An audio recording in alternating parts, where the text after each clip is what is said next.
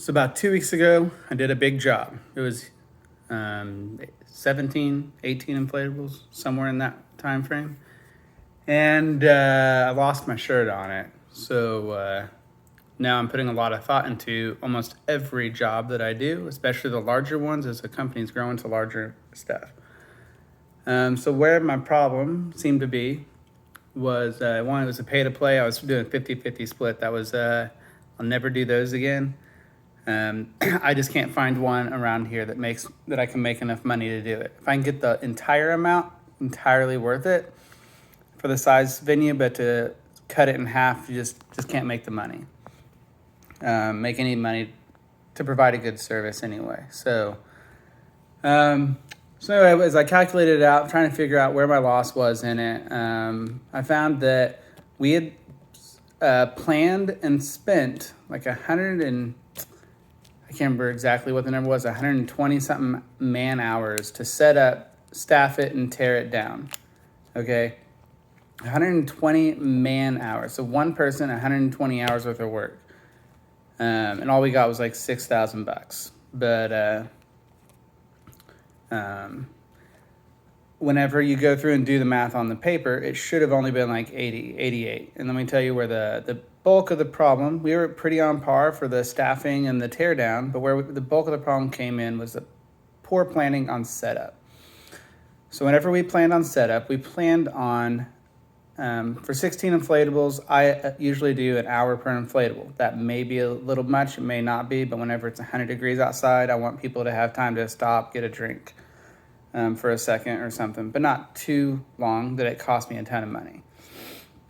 So 1 hour per inflatable, 16 hours. There's 16 man hours, 18 man hours roughly.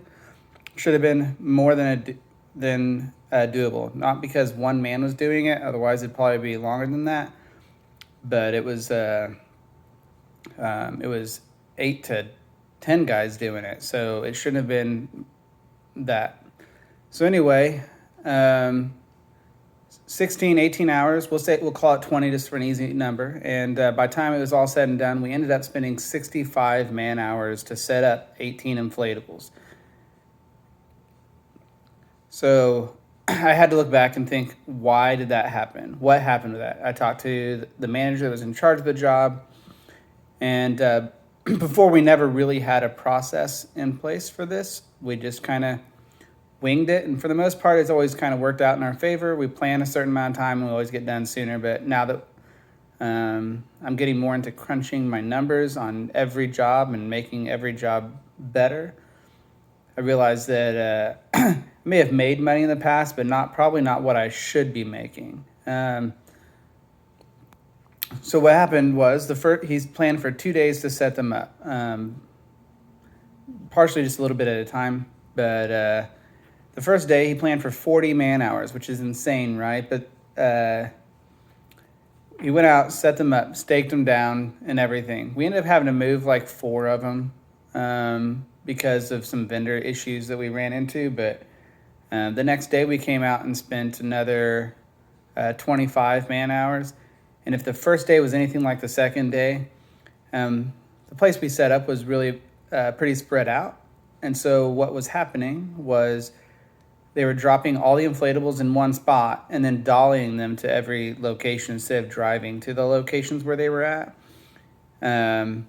He didn't give out clear instructions to everybody on what needed to be done. So as soon as they finished one task, they didn't know what the next task was going to be. So they had to go find him, and he's walking everywhere telling the next people. So what we have landed on doing is the next one that's coming up this Friday is we're going to split up in teams.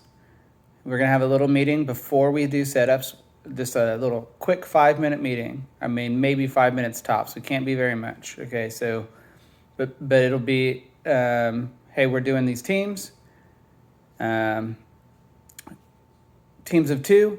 We're going to drop an inflatable. 2 people get off the truck, start setting that inflatable up, and they just follow right behind the truck. As soon as the truck gets far enough ahead from them, the next team will go. We have 3 teams of 2 is what's going to happen, and so forth. And then they are to stay on that inflatable until it's done, and it should take 30 minutes per inflatable, and we're going to knock it out in a total of 3 hours, 18 man hours, and with 20 pieces. So that would be a fantastic time if we can knock it out in 18 man hours. And then we're going to do the same thing, tearing the ball back down. Part of the meeting is going to be to let people know. They'll have a site map ahead of time so they see where things are going to be set up. But part of it is we find that when there's a lot of friendly competition, people tend to work harder. And so just trying to get bragging rights, say that they're faster, they're better, nothing needs to be checked, all that kind of thing. So we're going to try doing that on this and see if we can hit that 18-hour mark for 20 pieces. Well, that's been some of the things that I've been going through, trying to figure out my man hours and get that under control, and how to document how long things are taking, what is actually happening versus what we expected, how to let the crew members know what we expect versus how, and then holding them accountable. So here we go. This is how the rest of the season is going to go.